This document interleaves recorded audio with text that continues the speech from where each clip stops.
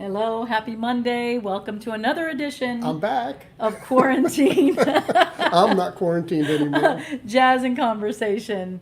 We're so happy that you chose to join us, and or you might be watching this later, and that's okay too. You got to do what you got to do.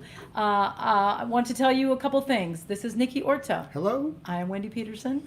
We are both South Florida musicians, and we, started doing this little project. How long ago?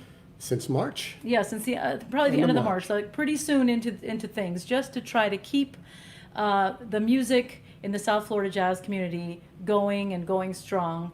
And so far, they haven't told us to stop, so we're going to keep going. Want to thank so much our partners in crime in this broadcast, the Gold Coast Jazz Society, South Florida Jazz, Sunshine Jazz Organization, which is always, I don't know why organization, it's an easy word, it always gives me, the SJO is how I like to say it, Sunshine Jazz Organization, and the Miami Jazz Co-op.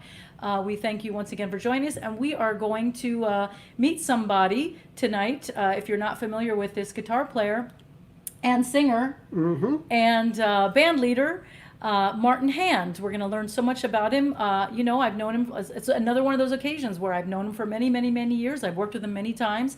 Don't really know that much about him, so I'm excited to learn. So first off, we're just gonna dive right in and hear Martin playing, and then we'll talk to him and see what's up with him. Martin Hand.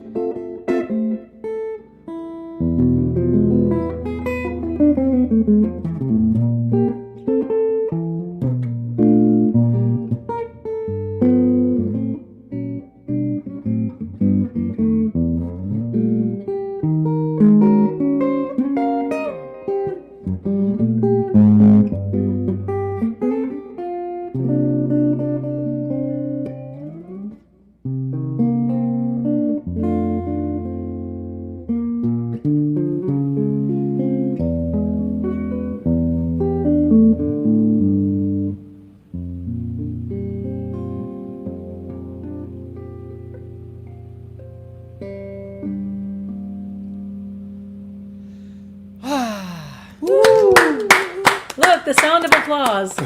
Remember what that's like? Hi, Wendy. Hey, How are Martin. you? I'm feeling pretty darn good here. I'm really happy to be here on behalf of. Can you see this? They told me to wear this shirt. Yeah, Oh, I see what you're doing there. There you see go. that? Oh, yeah. Plug, There plug. you go. Plug, Hey, let's get the plug. mic closer to you. Just How's that? Yeah, that's Oh, beautiful. yeah. Okay, Yeah. good. All right, ready? I told you, don't you dare. Although the numbers spiked. Wait a minute. See? That's what I'm telling you, man. This jazz thing, it doesn't sell. It doesn't sell, man. But Come we're on. keep trucking on. We Keep keep- trucking. Yes, we do. It's We so keep- nice to see you guys. If- I miss you. I miss you both. I got to tell you. I Likewise, just miss, Martin. This is a terrible thing we're going through. I've been doing some online things myself for the City of Pompano Arts and Cultural Taste of Jazz that we try to keep going. I've been doing the history of jazz guitar, which has been fun. But, you know, as you and I talked about, Nikki, you don't realize what you get back from the audience Yep. until they're not there. Yeah. And now we all know how much energy and you know, when you're playing great, they make you play greater. If you're playing not so great, they let you know it. You know, Right. so it's great. Anyway, I'm Exactly. babbling. Sorry. No, Hey, that's, Wendy. that's exactly what we want. Now, Babble away. Now while you were playing. I don't know if you have you have some few good people in the house listening to you. We have Got this. Ron Miller sounds so good, beautiful. We've got Joe Donato's listening. I remember how great you were in our last gig. Now you're Aw, better than ever. Bravo. Aw. Ray Mambo says hand is unforgettable. Oh, Yeah. We got- sweet. Oh, hi guys from Rick and Hope from Mad Romance. Ah, yeah. Rick the Harrises. Yes. Harris is in the house. Cheers What a to great you. group, huh? Did you Now- have fun with that group, Wendy? I really did. It was so I much mean, work, but it was yeah. so much fun. It really I was. mean, I hope that everyone that's watching this had a chance to hear Mad Romance because I thought it was brilliant. Yeah, it was absolutely good. brilliant. And it was very good. The only thing you needed was a good guitar player. You know what? I think maybe that was our problem. That's always it, you know. And the repertoire, yes. Yeah, and the repertoire, right? And Oh, Gary Lindsay's in the house. Beautiful playing, Martin. oh, thank you, So, Gary. yeah. I love the Now, Martin, I want to jump right in on this. You're English. How did you know? What was your first guess? And I'm having a cup of tea, actually. The high tea, yes. I'm having tea too. Yes. Marguerite tea. Ah. But I have another one for you. Somehow, I don't know when we were talking about you and you know, just like when we were planning the show and everything, I somehow came out up with. I was going to say the Martin Hand bandwagon, and I just said the Martin Handwagon, and I just thought that was beautiful. So if you want to use that, like your fans could be called the Handwagon. Right, you like know, the Deadheads? It's done. It's a done deal. You've already lost it. All rights are signed over to me. Perfect. You may have it. Fabulous I give it to you freely. Only if you'll be singing with me. And So of course, Nikki. yes, Singing? that seems like an afterthought, doesn't it? Wow. Yeah, Nicely done. Of course, well Nikki. done. Well, yeah, no, you got to have him. Yes. I wanted to. So tell us about this English thing. Okay. I was born in a small town, Chippenham, Wiltshire, which is southwest England, which is most beautiful country.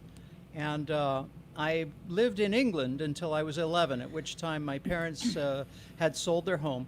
And my father always wanted to own a pub. And so it was a toss-up between them getting the licenses for the pub and getting the visa to come to the United States. And I remember walking around Trafalgar Square and chasing the pigeons, literally pigeon shit everywhere. Oh, I'm sorry, can we say shit on here or not? I don't know, but you just Well, did. we'll So find it's out, all won't we? it's all good. Okay, so slipping around in pigeon dung, as it were, and waiting all morning, and not knowing if we were going to stay in England and not knowing if we were going to come to the United States. And then I saw my father running out with papers in his hand, and he's all excited, and I still didn't know what that meant. But he said, "We're going to America. We're going to America." And so this was huge. I mean, at 11 years old, you're uprooting everything you know. Oh yeah. Lifestyle, friends, and I really didn't know what to make of it. We came over on a steamship, the SS United States, and landed in New York. And I literally steamed past the Lady Liberty there and saw the torch and the whole thing. And my God, the buildings. I didn't think they made buildings that big. I Right. just didn't know how they'd stand upright. And that was the first thing that struck me. But then the second thing that struck me was my uncle Alfio Rufo came to pick us up in a Buick Vista Cruiser. Ooh. Now, my father, our family car in England was a Mini, a Morris Mini. Now, that's not like the BMW Minis that you have now. That's Right. twice the size of our Mini, okay? Wow. And that was our family car. And then I saw this thing coming, the doors opening, and you could fit 6 Minis inside, you know. And I just was astounded by the size of everything, the highways, the grandeur, and the beauty. Driving Yeah. from New York City through New York State, I guess we went through, what we would have gone through Connecticut, up to Massachusetts. And that was my beginning of the United States. My Were you life here in the playing? United Were you States. playing guitar then? By then, yet? Our last house that we had in Bristol, I had a friend. His name was Clive. I'll never forget him. No, it wasn't Clive. That's my name, Martin Clive Hand. No, I will forget him, won't I? I'll remember later on. But the anyway, funny thing is, nobody would have known if it no was one his would have name or known. not. No, who cares? Well, the takeaway from this is I'm going to call him Clive from now on. There you go. Oh, yes, loving it. So anyway, he had a guitar, and I didn't have a guitar. My father's mother had a junk shop in London. If you realize what that is over here, it would be an antique store. Okay. But it was a junk shop, and a guitar came in, and she sent it to me. And what we did was I guess we had, don't even know if we had them tuned correctly. I doubt it. But we would strum these guitars in the garage of his house, and he would sing, making up stuff as he went along, and we'd charge the kids a halfpenny a piece to see us Sunday afternoon. It was my first gig. Yes. So that's how it started. When I came to the United States, I found went to school. I found a friend. His name was John Goodman. He knew this. And so I thought that was brilliant, and so I went around the house all day. And that's where it started, really. You know, learning some pop music, rock songs. This was 1967. Yeah. And so all of those, guitar-driven songs were on the radio. And I would sit down and I would just start picking out. I would find the notes on the guitar. And that's really how I started, was just finding the notes and finding the chords, and then getting a few chords from a friend of mine. In fact, the Beatles said they traveled across Liverpool one time because this guy knew the F7 chord. And they had to get the F7 chord, so they traveled to this guy's house. So it was kind of like that, you know. Right. You pick up things along the way. So I didn't have formal study with a guitar teacher until I was in high school. Oh, wow. That's Now, I believe there's a picture that requires some explanation. Okay, this is first girlfriend. This was actually it's a he. So Okay. this is interesting. When I was this is at my uncle's house just outside of London. He had a fair amount of money and land, and behind his house was very undeveloped land. And when we would visit for the weekends, I was into butterfly hunting and collecting. And so I would go with my net into the woods, and I got lost. And it was about 3 or 4 hours before I realized there was no way I was getting home. And I started crying, and as you do. Yes. When you run out of gas. Then all of a sudden there was a rustle in the hedge next to me, and this dog, this was my father's German Shepherd, came over and very gently grabbed my hand and started pulling. How Wow. funny. My uncle had given him one of my socks, put it to his nose, and gave him the command, "Seek, Chief." That's amazing. And he did. He went out there and he traced down my steps. It's like got real me. life Lassie moments. Right. Yes, exactly. And it took me right home. Yeah, wow. So that's why I love that picture. Yeah, that is. What was the dog's name again? Chief. Chief. Wow. Yeah. Incredible. And the German Shepherds in England, they call them Alsatians. They come from the German line, and Alsace-Lorraine. And they're big Yeah. work dogs. So this must have been soon after you arrived in the States, yeah? No, this was in No, England. this was in England. Were you not Pay attention. listening? Nick, No, I thought it's there was not a another. long I thought show. there was Pay attention. another uncle that picked you up. And man. so- You know, did I get it all I'm- wrong? I'm out of Okay, here. let's start again. See ya. Ladies and gentlemen, Clive Hand. Yeah, well, thank you very much. All right, So that was England. got That was it. England. Yeah. Wow, that's beautiful. I love that. Yeah, it's a good Unbelievable. little story. So, And then, so when you picked up the guitar, was it sort of on and off, or was it immediate passion? no, once I actually started with, the Beatles were on television every day in England. They were on some show. They were huge over there before they were huge here, and I just knew that when I saw them, this is something really intriguing, and I wanted to do this. And as soon as I got a guitar, I never left my hands for a day unless I was, on a trip and couldn't play it. But I always seemed to gravitate to the instrument. Still do. Did Yeah. you try any other instruments? No. Was it not necessary? No, that Huh? was it. I did play trombone in high school.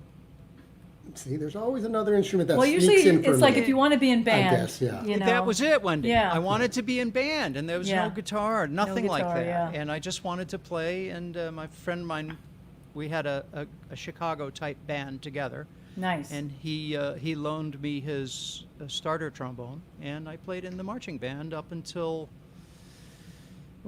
it was a winter football game, and no one in the band told me that they made plastic mouthpieces. And so I put this metal mouthpiece to my lips after I wet my lips, and when I pulled away the trombone, my lips went with the mouthpiece, and I said, "Well, that's it no. for." No. It was cold up there in the winter. Short-lived trombone career. Nice. Short-lived trombone career. Yeah, I could still blast out a couple of notes, much to Peter Graves' chagrin. But, It's all you need, really. yeah, that's all he does. You know. No, Well. I'm sorry. I'm kidding, Peter. Yes, of course. So what is this? What is this? Because this was not labeled. Put it full screen so we can. It's not going to be much more than that. Okay, in Framingham, Massachusetts, on Monday nights, I think it was every other Monday night, there was a community jazz band. Okay. And that was my first jazz band experience live playing. I started playing in that band in 9th grade. When it had those funny squiggly notes on the paper, Yeah. I stopped. Got it. And then when it came in with the A with the number after it, or the B with the funny thing and the number, then I played. Oh And when my those funny gosh. squiggly notes came again, I stopped. So I learned a very important lesson, and that is, when in doubt, lay out. That might be the most important lesson. That is a good lesson. I've made a career of that. Exactly. Guys say, "Man, you're a great reader." No, I just know when to lay out. So yeah, but that was the first big band, and that was at the Chateau de Ville on Route 9. And the next picture that is like that, that's my band that I had with the trombone player that loaned me the trombone, and this was our Chicago type band. Okay. And we played the opening for the stage band. So because I was in the stage band, they allowed my band to go on and play. So that was Oh, this nice. was my first gig in front of an audience, actually. Just before the raffle, I see. Just before the raffle, and they didn't get much for me, but it went for a good cause. And here you're playing the guitar. You're playing the trombone. No, that's me on the left, Okay. Wow. standing Just the tall double-checking. one with You all were the tall, hair. yeah. Yeah. Yeah. I wasn't tall, really. My legs were long. That makes you taller, I've heard. Oh, okay. And now, so you played, when you did the jazz band in school, had you Yeah. started studying yet or not yet? No. Still not yet? No, So this who is was your first self-taught. teacher? His name was George Eade, and he played a beautiful Guild Artist Award. And I remember it was a blonde artist award, but right here, it was stained like purple. And I asked him, "Why is your guitar all discolored here?" And then he showed me some pictures of his little trio, and they would play in these clubs around, and they all wore purple shirts. Oh my gosh. And so for years, the purple shirt was on that guitar and it stained the instrument. That's so cool. That was my first teacher, and the first song he taught me was this one. Really? My first solo piece.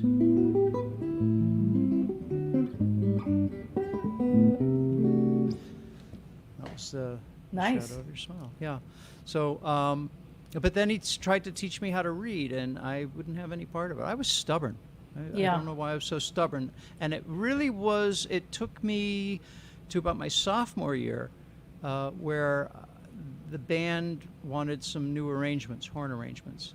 And so I got a couple of books, and I started to analyze like the horn parts so that I could write them out into individual parts. And that's where I really started to learn, where the notes of the staff were. And the first rehearsal was funny because I didn't realize that you had to take the C part and raise Trans- the for B Oh, flat yeah, tenor. Yes. Right. So it sounded kind of funny the first one. Yes, it and did. I bet trombone, it did. It was down in the bass. Charles Ives. Yeah. Well, you know what I think about the interesting thing about natural musicians and people that have learned by ear and are playing just for the pure joy of it. When you start to learn to read, or you try to learn to read, it doesn't feel like music.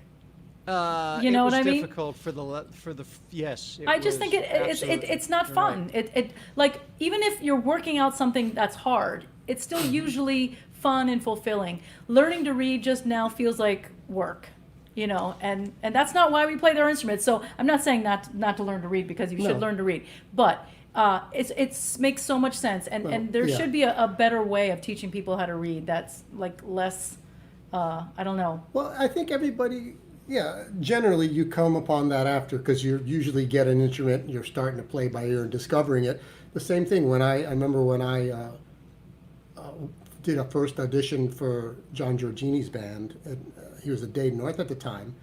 And someone said, well, go audition for the band. And I was just green and maybe was starting to learn a little bit of reading, but it was not a strong skill set at that point. Right. And I went to the band and audition, so I could read some rhythms, but I remember, halfway into the audition, Giorgini comes and, pulls the paper and says, this is the blues. Don't read. Don't bury your head in the chart. Play. I want to, Isn't I that wanted to, so John? and that was totally G. And that was, number one, that was one good lesson, which is, it's about the groove, and the notes are important, but not as important. And then, but at that same time, there was a reading band that I believe it was, I don't remember if it was John Alexander, I think it was Larry Zingale that had a reading band, and it was suggested that I go there, and because it was all about reading charts. The bass charts were written out; they were not no chord symbols. So I would take things home and learn and figure them out, and little by little, you become a better. It's a muscle. It's a muscle. Yeah. You're right. I think what helped me the most was just reading melodies. Mm-hmm.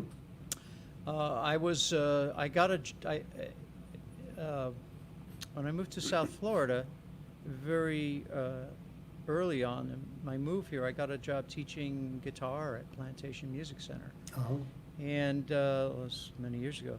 And so I would sit before students. I'd just go into my studio and practice for like 2-3 hours before the teaching day began.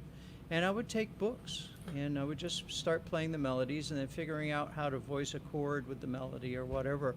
And so I think reading melodies was really the beginning of my actual beginning to read music. And then, of course, I grabbed classical guitar books and I started sight reading those. And I mean, just hacking my way through it, turning the page, hacking, turning the page, hacking. But when you do that, instead of taking something and practicing it over and over and over, when you just turn that page, you are sight reading. Yeah. It doesn't matter about the mistakes, just catch what you can type Exactly. of thing, Yeah. Like I used to joke, I never saw a chart, I couldn't read every other note. But then it became a challenge. Then it became enjoyable. Then Bobby Rodriguez Big Band, there was the next kind of great organization that I lucked into. Do you remember, you're too young, Dina's Treehouse was a place where we played Sunday afternoons, and that band had some great musicians in there. Melton Mustafa was in the trumpet section, and it was an awesome band, and that really challenged me to get my single note reading together, because there were a lot of parts where the guitar was voiced with the horns, and it became fun. Then it was like a challenge. Then it was like, at one point, and it is not like a bicycle, because you do lose certain skills if you don't do it all the time. Yes. But one time I was reading pretty darn good. I could keep up with some of the saxophone players, and I think that's pretty good, because That's those guys pretty are good, usually yeah. good readers, Yes. And we are talking, by the way, folks, we're talking in the jazz world, not the classical world, because those guys are just ridiculous. They Yes. start reading and don't stop, and they just eat it up. And their whole thing, our thing is to make the music Right. from our ears and our heart and our Right. soul, and their thing is to make the heart and the soul of the music come off the paper. Right. So it's a little different approach, but my God, they have my total respect. Yeah. Speaking So of that- heart and soul, Martin, would you? I want to continue the thread of this, discussion Yes. and continue where we kind of left off in your career. But would you play another thing for us, Clive? Stop that. What's in it for me? Well, we You're- could. you're I'd getting like lots to of switch fans. guitars. I'd like to switch guitars. Oh, okay. Okay, so while you're switching guitars, I will say that, all of us, most of us have not worked in a very good long time since this pandemic started. Things are starting to open just a little bit, but where we might have been working 5 nights a week, now we might be working 1 or 2 nights a month. So we do ask that if you can support our musicians. We have a tip jar, and it's really simple.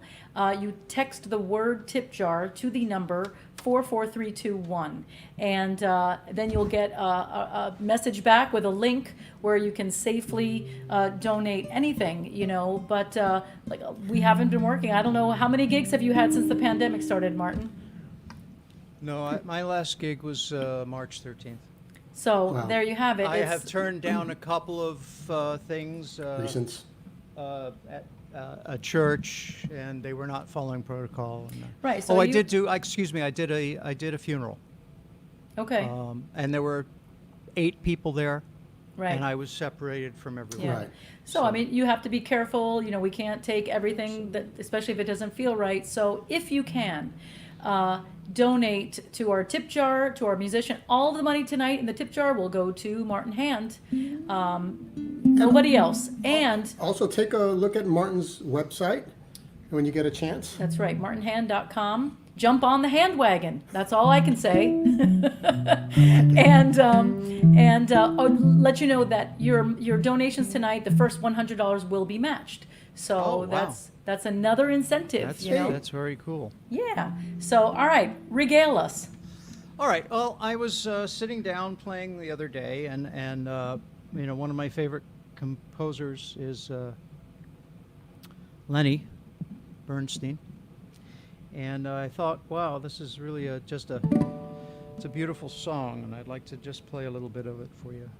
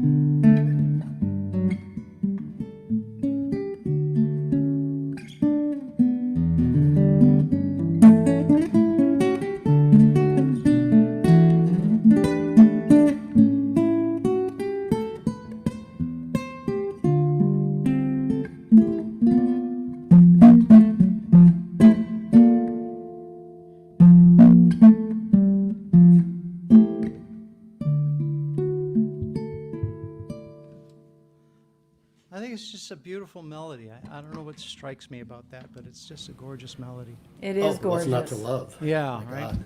It is gorgeous.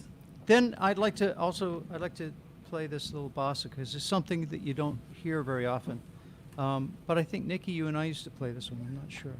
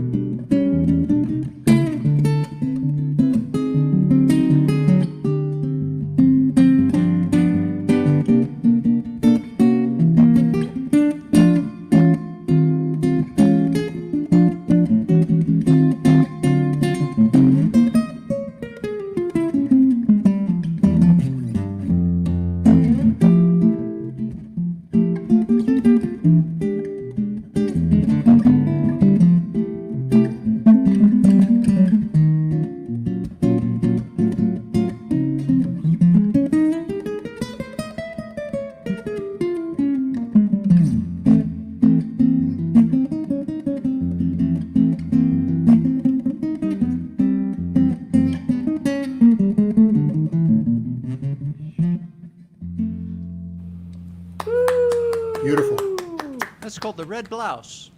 Right. It is a great Do you know tune. that one, Wendy? Wendy, you know I've that never one. sung it, but I love it. It's Yeah, it's a great tune. Are there lyrics to it? I don't know. Yeah. That's a great question. I don't know. Yeah. But have I to know look. there is lyrics to this one. I sense a theme. Yes. There's a theme to this. Yeah. We're So, thematic. I think I was looking through the pictures, and this is one of my favorites, I have to say. That might need to go on full screen. Could you tell us about your country gig? Oh, yeah. Oh. I was living in Coral Springs at the time, and there was a country bar on 441. Of course there's a country bar on 441. And I don't know how it happened, but their guitar player got sick, and I had to go fill in. And so I took my Telecaster, and I had in my left hand there, I think, is a country and western fake book or something like that. And I was really happy, wasn't I? Yeah. Face. Anyway, I was off to my country gig, and it turned out to be very, very much fun. The guys were very nice, and we had a lot of fun. Because Yeah. I mean, the way I feel about music, I don't care what kind of music I'm If it's playing. good, it's good. As long as it's good, if it's played well, and Yeah. if it's played authentically, and that's Or with the right spirit, you know. Yeah. Yeah. If you're not being, sometimes somebody calls a tune and everybody plays it kind of condescendingly or whatever, and it's like, no, they called it because it's a great song. Yeah, let's do exactly. this. Let's do Exactly. this for real. And So I have that's a- important. That's Yeah. really important. And I It is- hate playing jazz if the audience doesn't want to hear jazz. right. Yeah, you mean- got to read the crowd for sure. Yeah, it's like nonsense. Yeah. Nonsense. I Oh. do want to know before we move on, how did you get from New York to Florida? Boston area, Framingham, Massachusetts. to Oh, yeah, Florida. yeah, sorry. Yeah. I drove. What drove you to come here? All right. So in 1974, I guess, yeah, my parents had always wanted to come to Florida, and they moved and left me in Framingham to finish high school, and I wanted to go to Berkeley the next year, so I did that, and then I remember carrying guitar in one hand and books in the other hand, and it was, I don't know, towards the end of the semester in December, and I'm walking and just parked my car, and I said hi to someone walking towards me, and my lips cracked, and that's, It's always Enough about of the this. cold lips. it's my what's it with my lips, the Yeah. trombone mouthpiece, and no, it was just brutally cold, and I had an opportunity to play with a band that wasn't in Boston. It was down in Florida, and my parents had moved down there, so there was a house I could stay at, and that was it. Yeah. I just I can't take it even I can take it even less now, but cold weather really bothers me. Now it bothers my chops. If it goes below 70 degrees, I start to play clams, and it doesn't feel good. So you're happy about the global warming? I think global warming is going to be good. I really do. I think there's going to be beachfront property in Ocala. Farming in the We in the, jest, of course, we jest. What's happening in this photo? don't There's a get series me of photos where you look more or less the same age, same time. this photo actually, you can't see it, but it's the age of the mullet. Oh yeah, we can't really There's a see mullet. that. There's a mullet behind there. Oh, okay. And a funny story. This is at the Old Musicians Exchange. Oh yeah. And I had joined the Nantucket Sound, which was an excellent band fronted by Dana Paul, who's just a great, as we all know, Dana. Yep. Just a great guy, a great singer. But Dana's kind of it's a funny guy, Yeah. And so He's a character. He's a character. Yes. And so we have the rehearsal for the concert Wednesday afternoon, and Dana just blew it. He forgot to call a drummer for the concert. Yeah. And we're at the rehearsal calling every drummer that we knew, and no one could make it. And so Dana said, I'll play the drums myself. That's right. And he does did. play the drum. Yeah. Yes, he does. And Yeah. that's me looking at him going, geez, he sings like that, but now he's playing the drums and not Damn, bad. yeah, That's exactly. Knock it out of the park, Dana. So that's Yeah. what that photo was about. And here is the great Dana Paul. So in Yes, case- there he is. You know, since we mentioned him, why don't we play that song that you guys recorded? Actually, I happened to be on it myself. You did Ain't no doubt. Yeah, I did a great project with. Well, why don't you talk about the project? Well, there's 3 out of the 4 in the quartet that we were lucky enough to tour Europe, and we made a CD and this, that, and the other. 3 of us are still, hanging pretty tight, and we have a little production company. It's Jeff Renza and John Rose and myself. And we're not doing anything now, but they both have studios in their homes. And so we were writing. We were all kind of writing, and we'd bring in a project idea, and we would all collaborate on the arrangement and playing the parts and all that. And this is a song that actually John wrote the skeleton of. He wrote the lyrics, and he wrote the melody and the chord changes. And then we got in the studio and started, as you do, you work with things, and I think it's a great tune. And one of the best things on there is your bass part, man. It's just absolutely, every time I hear it, it's like, smoking. So Well, let's I hear had it. so much fun playing it. And, Yeah, it's a good and tune, isn't it? Yeah. Everybody sounds, Dana sounds amazing on it. You sound fantastic on it. It's just a great arrangement. And for those people that have been catching John Rose in his latest incarnation as a comic, Yeah. he's a He's a bad badass. player. He's a badass. And Yeah. Jeff Renza is another guy that's really kind of under the radar, but he's such a great musician and great drummer. And producer. You Yeah. get Yes. in the studio, man, he's got Right. a producer's head. Absolutely. Yeah, he's great with Amazing. all that stuff. So All this right. is Ain't No Doubt About It. There you go. No doubt about it.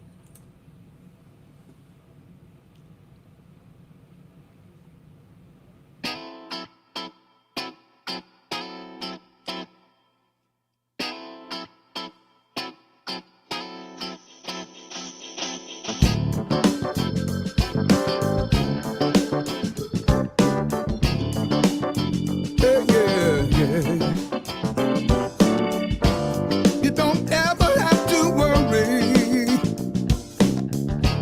that you're losing my affection.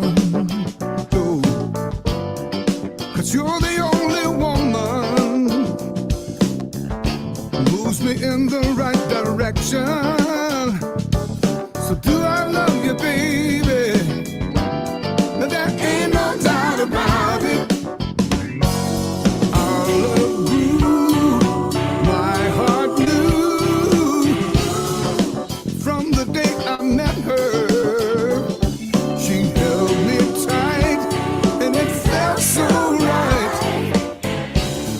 It's only getting better. Yeah. I won't go, don't you know? There is no one else in this world for me, babe. I still pray every day. You stay my girl. You're the sweetness in my coffee. You're my dance by candlelight. Dance by candlelight. I'm the one who knows the meaning. And your eyes shining so bright. So do I love you, baby? Well, there ain't no doubt about it.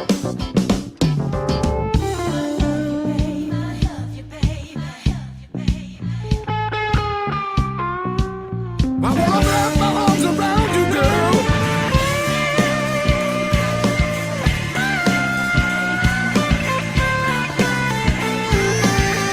Oh, no, no.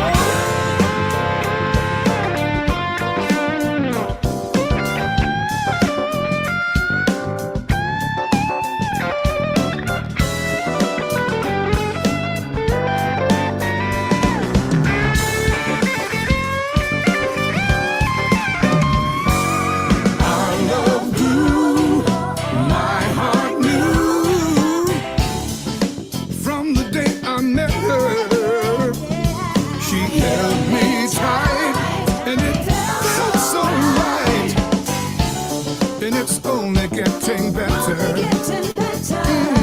I won't go, don't you know? There is no one else for me in this world, baby. I still pray every day. You stay my girl. And if you ever thought of splitting, I would drown in my own sorrow. And if we ever thought of quitting, there'd be no hope for tomorrow. So do I love you, baby? But there ain't no doubt about it. Oh, just can't live without it. And there ain't no doubt about it. So scream and shout it, baby. There ain't no doubt about it. No, I ain't about to doubt it. 'Cause there ain't no doubt about it. I'm gonna scream and shout it. Hey, yeah. No, there ain't no doubt about it. It's amazing. They end together. That's some funky stuff. I hear some I hear some Lisa Richards singing in the background. Oh yeah, yeah, and Killing Beth, it. That was yeah. And Beth? Nikki, how'd you get so funky? Uh, how did that? He probably didn't take a shower that day. No, but on the serious side, man, I mean, you're playing some really like Well, I mean, authentic funk stuff. yeah. man. Well, there's no doubt that every electric bassist of my generation was influenced by Jocko. There I know you- that there were, that's you what I know, wanted to others. hear. Yeah. You know, but Jocko was the sort of dividing line who changed everything. So while Yeah. I didn't really copy a lot of his stuff, I mean, the concept of that rhythmic playing and that 16th note thing that manages to be busy but never get in the way, that kind Yes. of thing, which is a tough, you know, That's hard to do that. line to walk. But Well, I think on that track you completely it felt, nailed no, it. I'll tell you, when I got the track, it helps when the track is good to begin with. You know, I mean, everything was solid, and so it only took me about 20 takes. I usually take more than that. So, and that was the result. That's one Folks, of the it's reasons. getting deep in here. Roll your pant legs up. That's why he loves the record. When people send him tracks to record, he can take as many takes as he wants, and nobody has It's to a know blessing and about a it. curse Ah, that's a beautiful thing. Yeah, there you go. The curse. Why the curse? Why did you say that? because you know most musicians Option are anxiety, man. yeah, option anxiety. never we're happy just with- picky, and you know, it's one thing when you perform live, right? You know, Yes. It's over. if you have Yes. you've done something, you feel good or bad about it, but you're not really necessarily Yes. looking for, you know, things that you can perfect. It's you did what you did at the moment, you feel good or bad about it. But when it's a recording, It's you know, there forever. Yeah. And it's never good enough. Oh, you're being quite sweet, Brenda. Thank you. I can do it better. I can Yeah. Yes, it's the- Jocko, that's the 33 truth. years gone. Isn't that the truth? I think actually today is the anniversary of his passing. Is that true? Yes, Wow. I believe so. Amazing. No, but you know, the other thing is that, you know, if I'll record 5, 6 takes, 7 takes sometimes, and the thing is, you know, you're not planning what you're doing, so you might have done some really cool thing that you've never ever played before in your life on take 6, but a lot of the groove on take 1 is so you end up like listening to 7 tracks and putting together everything that was, you know, good about what you liked in Yeah, every yeah. performance, and then you get, you know, what if I were really great would have been my first take, but.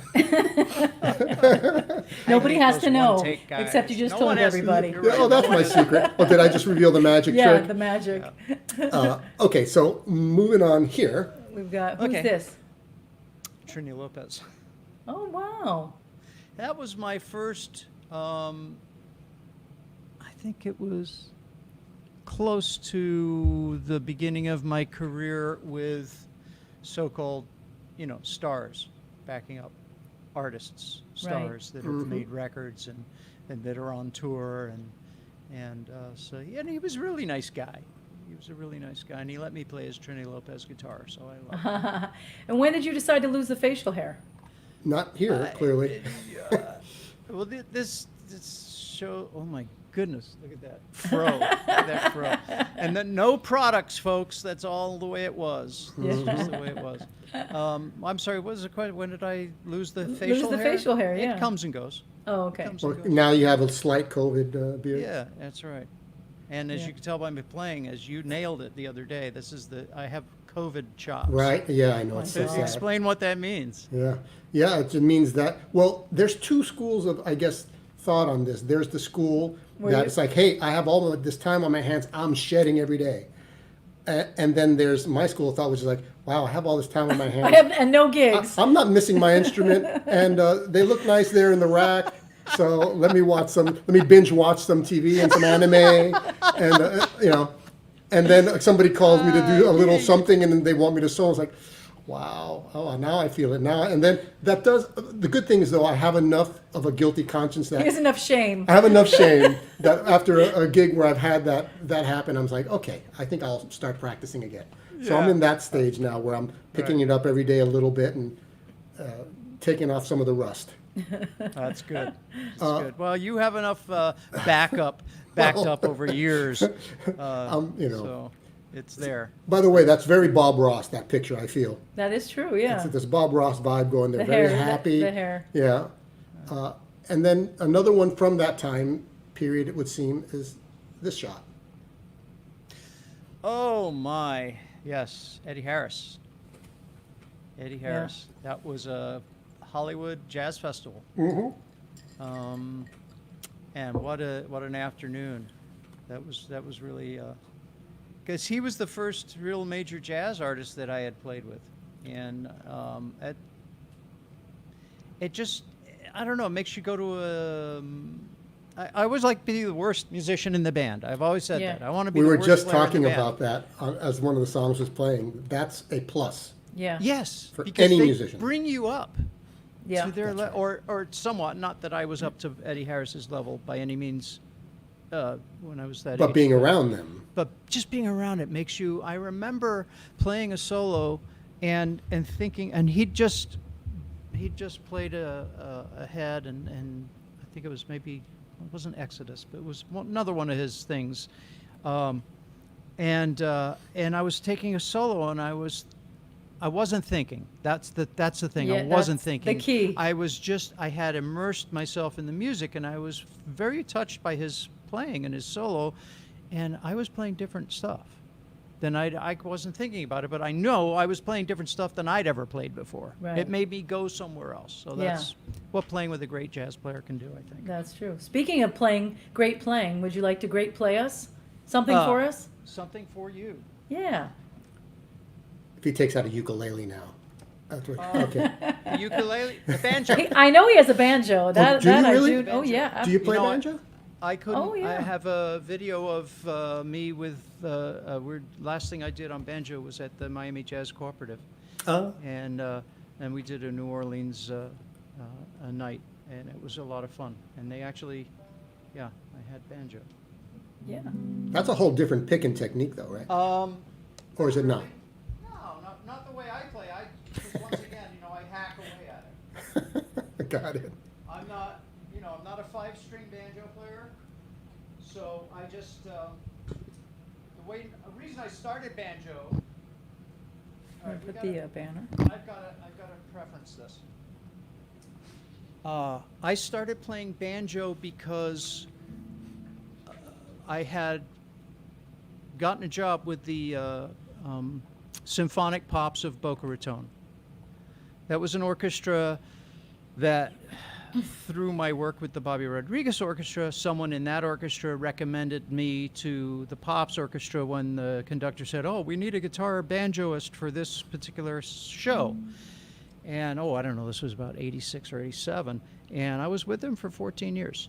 Wow. And we just did a lot of work. But every once in a while, they would have banjo. So I went out and I got a banjo, and I started, playing the chords and playing. But mostly stuff like...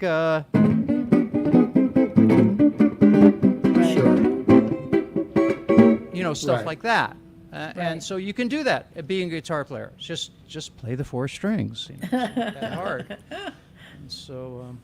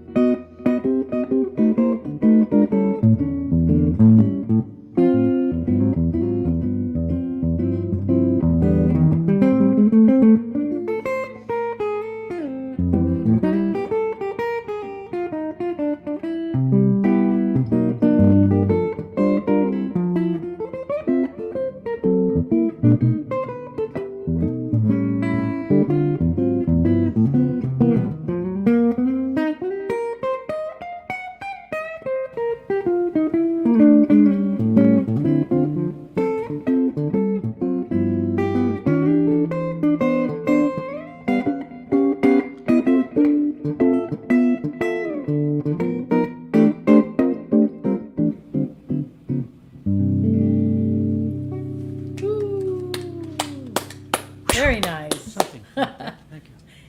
Thank you. I would love to hear you sing something. That's way out of line, Wendy. In front of you. I mean, just playing in front of Nikki's hard enough. Now you want me to sing in front of you? Yes. I don't think so. I think so. You've got this. Da, da, da, da, da. Oh my. He was born in the summer of his no, not that one either. But I love John. Don't you love John? Everyone loves John. That's John Denver, by the way.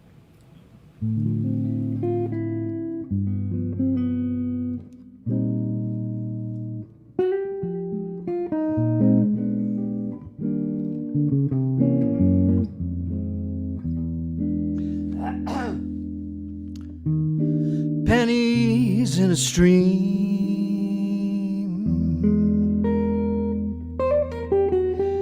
the falling leaves of sycamore,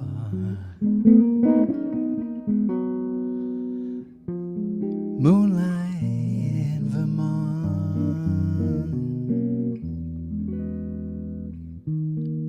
I see finger waves, ski trails on some mountain slide. You and I on moonlight in Vermont. Telegraph cables that sing down the highway, and they cover each bend in the road. People who meet in this romantic setting, they're so hypnotized by the lovely evening.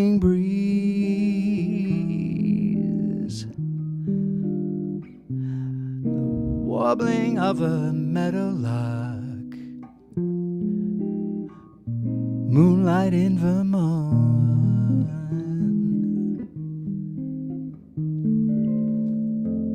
You and I and moonlight in Vermont. Woo! Not one Nice. rhyme in that song, that lyric, Wendy. Not That- one rhyme. I know, and that's what I love that song so much. That's one of the most beautiful ballads, and it is the craziest thing. And you know where I heard that for the first time, that there was not one rhyme in it, was when I went to go see Steve and Edie, and they talked about that, and they Steve talked and about Edie. how, yeah, got I to see had them. the pleasure of doing one of Steve's last concerts. And in the dressing room before we went on for the show, because I had seen the guitar book was all marked up with pencil and had all these great guitar players, Tony Mottola and all these guys signed it and stuff. And he said he was at home one day, this was after Frank died, passed away, and there was a knock on the door. It was UPS, and there was a big crate. And he opened up the crate, and it was Frank Sinatra's music, all his Wow. arrangements. And there was a note said, to Steve, the one guy that can keep this music going on, this is yours now. Carry the Wow. torch. Yeah. And so I was playing, and we had strings and horns and everything. It was at the Kravis Center. Yeah. And here I was playing the book that Sinatra used for years, and I thought of all those musicians that play, and I literally, hair on the back of your neck, you know. It was a wonderful experience. So, Tradition. yeah, tradition. It's so an amazing thing. I remember these gigs, Oh, man. Oh yeah, those, with Ben Champion and the Jazzberry Patch. Every Sunday afternoon, we had Martha, what was it called? Martha's, no, I can't even remember the Yeah, name I of it couldn't called remember the now. name of the venue either. It was on Commercial Boulevard. Yeah. Mrs. Murphy's Pub. That's That it, was Mrs. Murphy. Pub. And you see Danny Berger back there in the drums, and Yeah. Randy Emmerich there. oh, Emmerich's there, and Yeah. of course you can't miss Shuchuk. Yeah. Although All you the- two are competing for the Silver Fox Yeah. Award. Yes, we were at the time. Yes. I think he wins. His is brighter. He had a brighter shape. But yeah. That went on for many years, didn't it? That was years, every Sunday afternoon. And one of those situations, again, where you do something and you do it and you do it and you do it and you just take it for granted until it Yeah, ends. until it's And then you gone. go, boy, do I miss that Sunday afternoon. Yeah. Just, we go in there and blow our brains out and have fun, whatever we wanted to play. And everyone would come in and sit in. And Yeah. wow. That's the beautiful part of music. This is a group that I had the pleasure of playing with up on Martha's Vineyard a few years ago. For a couple summers, I was heading up there and doing gigs. And a guy with the long hair in the middle is the drummer. He had a band called N Train, and they played original music, and it was trombone melody. I thought it was. I got it. I did a couple of his band's gigs, and really interesting stuff. So that was Is a fun Martha's time. Vineyard as nice as they say? It's beautiful. It's absolutely gorgeous. I think- She's I got a think- good thing going on. that Martha. Yeah. And his name came up before Jaco Pastorius, and you played in the big band that Peter Graves. This was actually a reunion of the Sanibel Jazz. We did Okay. we did a Oh, weekend yeah. over in Sanibel. Sanibel used to have a jazz festival every year, and these guys are all part of. There's Peter Graves and Mark Griffith and Doesn't look like you guys were performing right there. It seems like this was the best part of the It's performance. the hang. Of course This is it the is. hang. it's the hang. It's the hang after the gig, and that was it was a lot of fun. But I did the Jaco, the last birthday. Yeah, there it is. And that was an absolute gas because we had Felix. Felix is playing great. Right. And there he is. And so we had a great time. And Randy Bernson usually does the guitar chair in this particular band led by Peter Graves. It's the Jaco Big Band. Yeah. But Randy is a pilot, and he was flying. And I Darn it. worked many, darn it for me. And I have been chomping at the bit to do this gig for years, and always Randy's doing it. And Yeah. I've worked with Peter in many of his other groups, but never this one. And so, Aren't you glad you got your reading chops together? man, look, Peter sent me the book a month and a half in front of the gig, and let me tell you, I was still sweating some of those parts. There's one thing on Domingo, I think it is, and I've got this intricate part with Billy Ross playing the piccolo. And it's like, whoa. So that was definitely shedding time. That was For shedding sure. time. But just to play Jocko's music, Yeah. man, it takes me back to the old musicians exchange days, when we used to, he'd be in there all the time and jamming with anyone who was playing. Yes. Right. Isn't it funny, we talk that when we listen to music casually, we seem to always go back to a few decades ago, Somehow there was a magic there that very few people have kind of recaptured. I guess it was really a time that the boundaries were being pushed. So it was like one the new thing after 80s, another. Yeah. I think the late 70s or 70s, 80s Yeah. were definitely a fertile time for music down in South Florida, and Jocko was a huge part of that. Absolutely. Absolutely. Yeah. Yeah. Who do we have here? Just a great bass player from New York, and he was down doing this show, and I just And took here's a picture with him, and There are a couple of people that no one's going to know. I don't know who that is. Have any idea? So we all know Matt Cauldron, yeah, and he was band directing, and Yep. This was not too long ago, right? this is not too long ago, and they did a concert for the kids who, benefit for the kids who got shot at the high school At there. Parkland, yeah. Parkland, and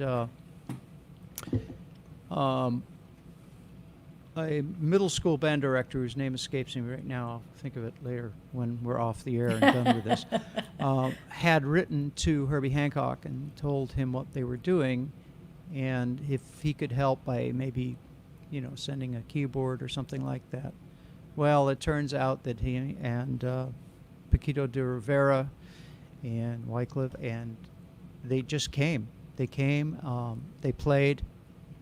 Herbie actually, not only did he play, but it was there at rehearsals. He was talking to the kids. He was coaching. Wow. And he ended up giving them what he's got this top-of-the-line Korg keyboard, I think it is, that he uses. He gave it to the school. Nice. And I had the opportunity to hang and talk with him. This is in the dressing room before the show. And what a gentleman. And a giving soul. Yeah. And because I am music director for Gold Coast Jazz Society, I said, well, Herbie, what would it take for you to, come and do one of our concerts? He says, solo piano? I said, well, I'd like to do it with your group, but okay, what about solo piano? What would it take? He said $70,000. He says, you got to understand something. I've won many Grammys. As soon as you win a Grammy, The price goes up. There's a I know. mathematical formula. it's a mathematical formula, boy. Oh Win a my Grammy. gosh. You want to earn money? Win a Grammy. Yeah. And I said, wow. Yeah. I don't think it's just the Grammy thing. I mean, the man is a legend. Oh, he's an icon. that- Yeah, for Yeah. I'm sure there's other people that have won Grammys that aren't getting 70,000. That's true. But him, yes. Yeah. For sure. Well, we have Lisanne Lyons watching, and I think she was on this gig with you. This was an interesting moment. Yeah, with Seal. Yeah. So this is, things happen in music that you never plan for, and they take you by surprise. And this is one of those moments. We were playing. This is once again with the Peter Graves Orchestra, and we do an event every year at the Boca Hotel called the Chris Everett Children's Fundraiser, and it's a wonderful event, and we've done it for many, many years. But she always has, celebrities there. And so we're playing. Our job is to open the evening. We play as they come into the room. The guests come in. They do a little dancing. We'll play through dinner. And so I had been writing some new tunes for the band. And it was a particularly good evening. The band was really on, and we were, sounding pretty good. And good enough for Seal to get up from his chair and want to come up and sing with us. And that's Nice. exactly what happened. That's and, so and what's exciting. funny is here am I directing Seal through the arrangements. Somebody's Right. got to do it. Life's crazy, you know. Yeah, It is It's crazy. But that was a fun night. That was really a fun night. absolutely. And of course, he sounded great. Of course. Now, something recent has happened in your life. I understand you found Big- love. I hear that's a nice thing. Well, you two should know all about it. And isn't it wonderful? It Ain't love is. grand. Ain't love grand. And great little story. I'm sorry, ladies. Now I am married. He's off the Take- market. Wow, Off look at our the mark. viewership just dipped by half.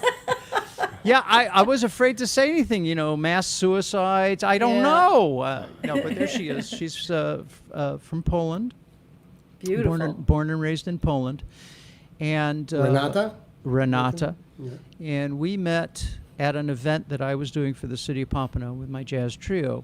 And it just happened that she was visiting her sister who lives in Boca. She was visiting from Poland. Wow. And her sister works for a catering company, and they were short. Hi, Renata. There she is. There's my sweetheart right here. Congratulations. Yes, thank you. And so her sister's company was shorthanded. Make a long story short, Renata helped out at the party, which is how we saw each other. And, I just was drawn to her immediately, and evidently she to me. But when you think about the odds, she wasn't here in the United States. She was Right. just visiting her sister. She wasn't supposed to be working. Her sister was shorthanded. She went to help out. Right. I happened to be the guy playing the jazz guitar. And, that's how we met. So it's pretty unbelievable. We got It is married amazing. on the 2nd of February 2020. And the reason, Congratulations. yeah, well, I chose that date I'm smart. I'm smarter than most people think. 02/02/2020. If I forget that anniversary, just shoot me. That's very funny. Oh, look, I love it. I love it. Now, this may be completely unrelated to your relationship, but you wrote a song called All Our Love That's True. Yes. Was it unrelated? Is it just Unrelated another one to of this, those? Unrelated to this relationship. However, it applies completely and totally. And And this- I wrote the song to be, to be used as a wedding song or a love song like that. And yeah, all our And you love wrote the is true. music and the lyrics. Music and lyrics. And it's one of those things, as a composer, when I sit down, I go, okay, I'm going to write a song. I can stare at that page for 4 hours and nothing's going to happen. This song came to me in about an hour, and the lyrics just flowed out. And, Wow. that was it. So, Well, I think we need to listen to it. really? Yes. Well, thank you. Thank you. Here it is. All Our Love That's True.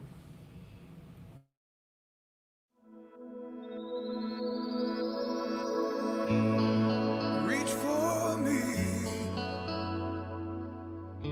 I'll pull you up. Hold my hand, drink from my cup. If you care, I will share all of my love with you. All of my love, And if we dare, if we dare, we will make all of our dreams come true. when things get rough, I'll help you see another side to get you free. I'll be there and we'll share all of our love that's true. Don't be scared.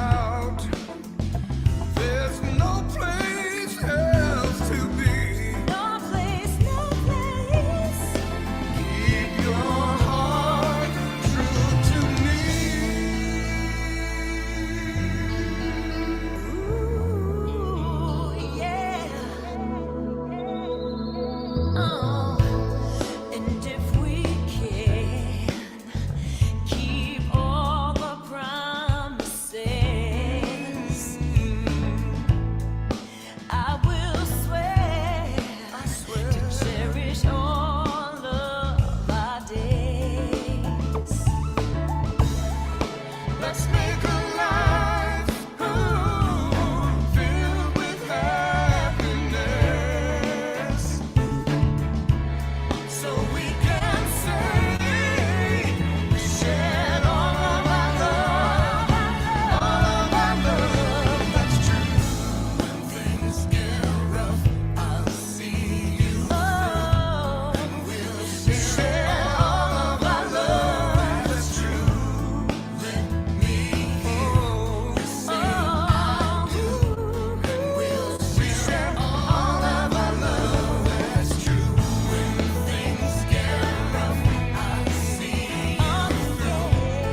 We'll share all of our love. That's true. with you, baby.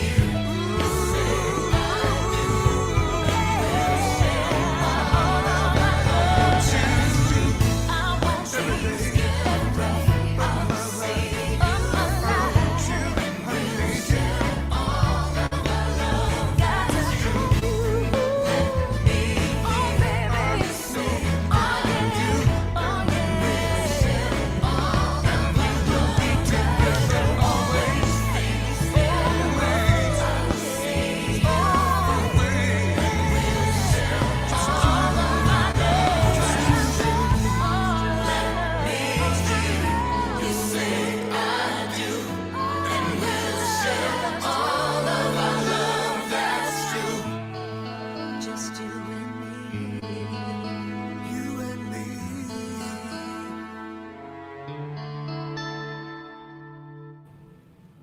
Nice. It's very nice, Yeah. nice, good, nice pop tune. Yeah, I mean that's what it was. It's not meant to be Yeah. a jazz tune. Who's Yeah. playing bass on that? I don't know. It's not me. Jeff Renza.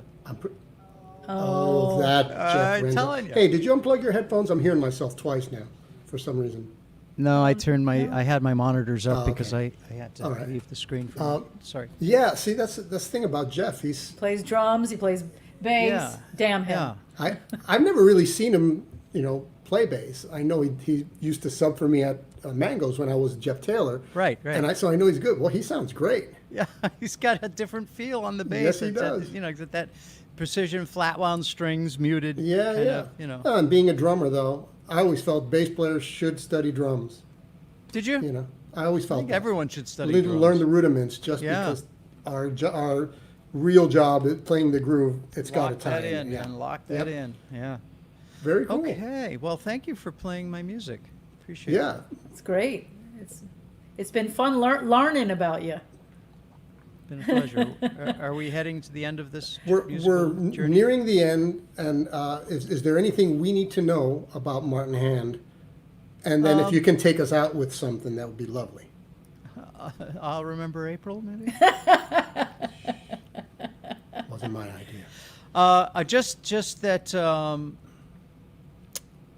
my career has taken me, as a lot of musicians, to different countries, and I wish that more Americans would travel abroad so that we don't have, I think too many of us have this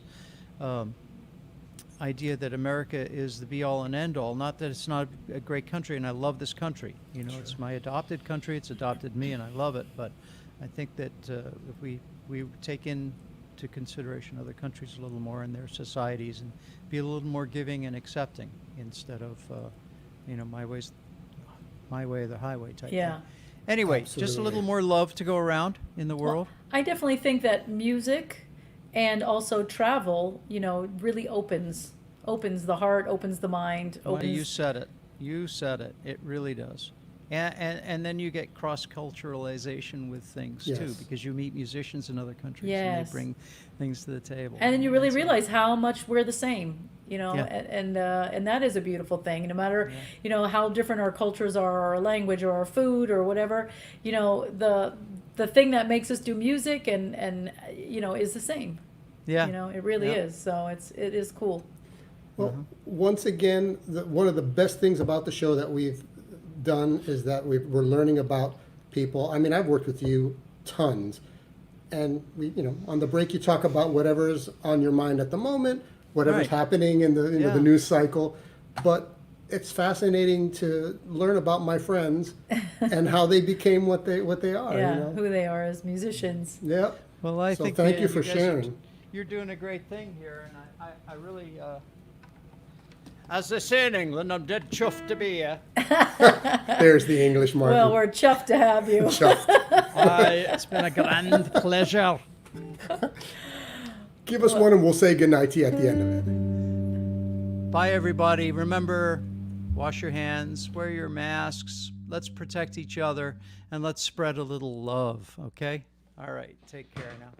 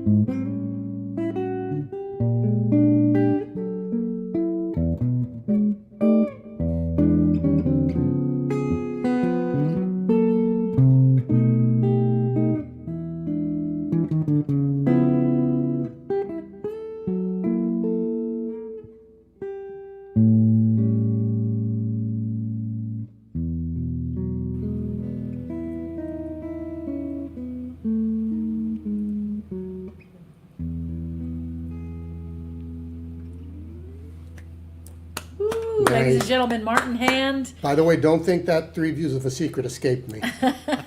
Lovely. You sound great, Martin. Oh, thank you so much. Thank you so much for giving us your time and sending us all your pictures and whatnot. Well, I know how much work you guys put into this, so I appreciate it. And once again, I'm sorry I have been behind the 8 ball and stuff, but No, it was no, a lot no. of fun. Thanks for having me. Thank you, and we'll look forward to getting together with you and playing with you as soon as It's safe. everything is safe. Yeah. Will do. Stay well, and we will see you soon. Congratulations Good to you night. and Renata. Thank you. Good night, Good Martin. night. Good night. Oh, that was so fun. Oh yeah. That was Martin Hand. Next week, you will be happy to know that we are featuring the one and only Dave Fernandez, who's a fantastic saxophone player, and he has a brand new record out. So we are going to learn all about his record, and I know for a while he was playing with Gloria Stefan in New York, for the Broadway show, and he's very interesting guy, so funny, and we're gonna get to learn all about him. And Look at our October lineup. I know we've got some really cool stuff going on. Stuff. Stuff going on. No, seriously, Kate Reed is going to be our first guest of October, which was really exciting. She's a fantastic vocalist and educator, and man, she sings so great. So she's going to be there. Then we're going to have Dr. Chad Bernstein, who's an amazing trombonist, and also he runs the Guitar Over Guns Yes.